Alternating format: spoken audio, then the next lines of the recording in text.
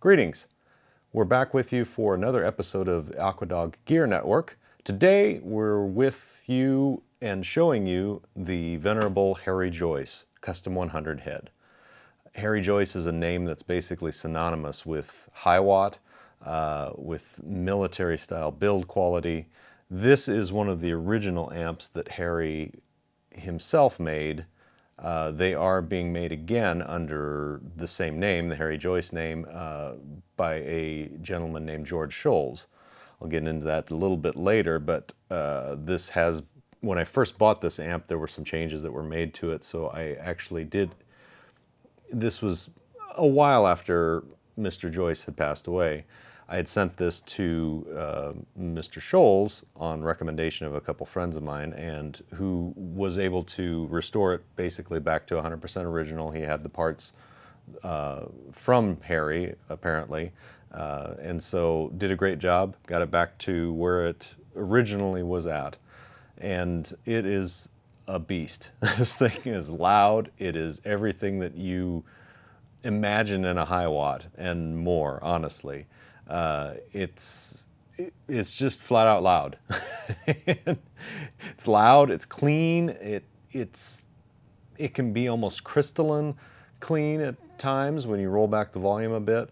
And it's just, even just looking at it, it's a formidable amp. It's a big amp, even for just a head.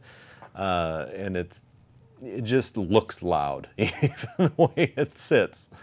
So we'll pull it apart. This is actually signed and numbered by Harry himself. Take a look at the build quality, which is spectacular, of course.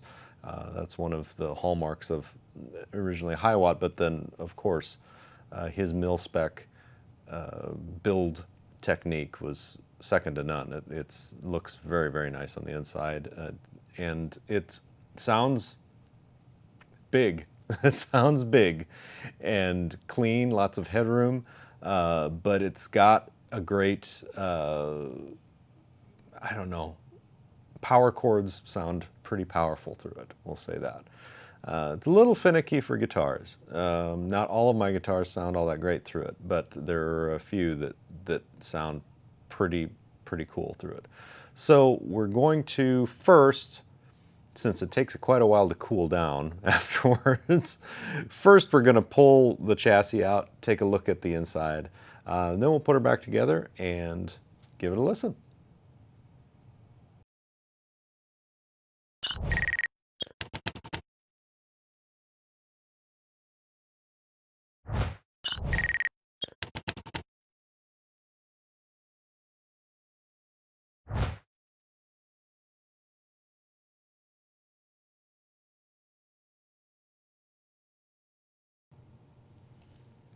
Okay, as you can see, we have the amp out of the cabinet now. Over on the right, you can see Mr. Joyce's signature and serial number. It is serial number 44. 4 EL34s, 4 preamp tubes. Let's see, I think it is this one. Yes, this is the phase inverter. These three are 12AX7s. This one is 12AT7, and should be 12AT7. Because these amps push them pretty darn hard, and the 12AT7 actually has a higher current capacity versus the 12AX7. So you can put one in there, but you're not going to have the results that you like, really. To get that headroom, it has pretty high voltage on those plates on that 12AT7 in the phase inverter, and that's part of why they have such headroom. Otherwise, the rest of these 12AX7s, I have actually mullered 12AX7s or ECC83s, and all those three, and per Mr. Scholes' suggestion, the phase inverter should typically be a mullered 12AT7 or ECC81, just because of how hard they are pushed. Interestingly, also, the power tubes are pushed extremely hard in this amp.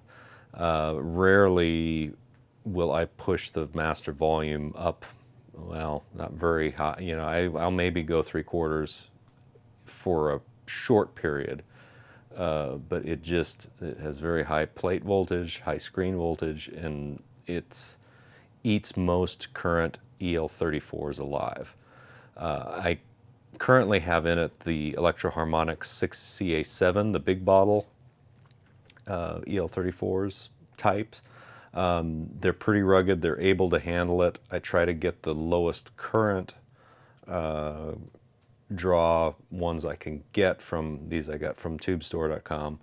I usually request to get the lowest current tubes that they have when matched or when they're matching them, just because it gives you a little more leeway so that they're not drawing enough current to exceed their ratings. So, and you can actually, if you push them really hard, you can start seeing both the screen grid and the grid itself starting to heat up, overheat, and conduct. So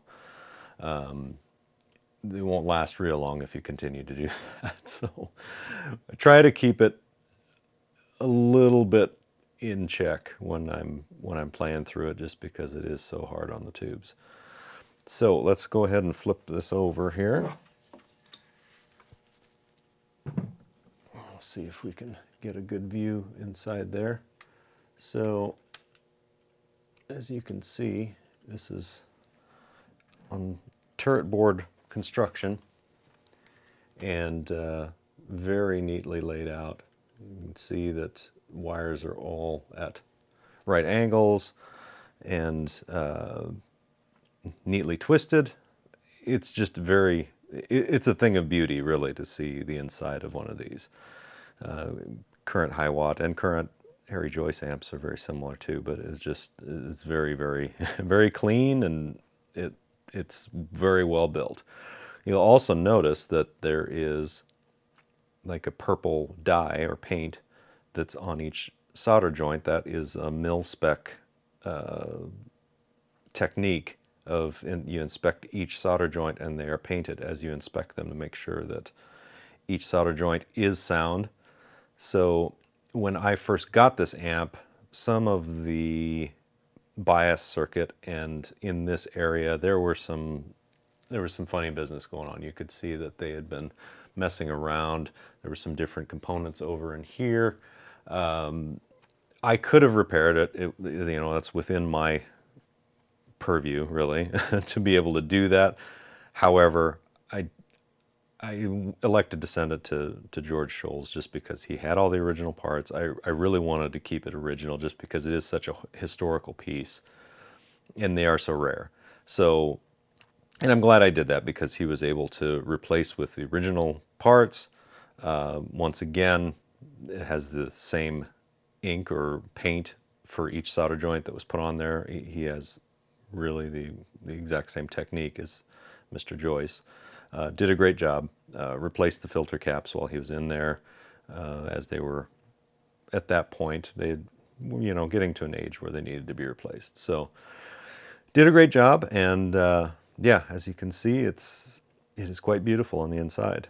And so, let's flip this back here so you can see see if I can get this a little bit better.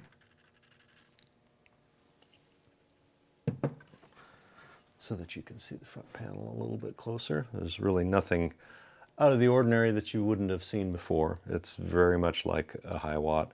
You have your normal and brilliant channel volumes, normal and brilliant.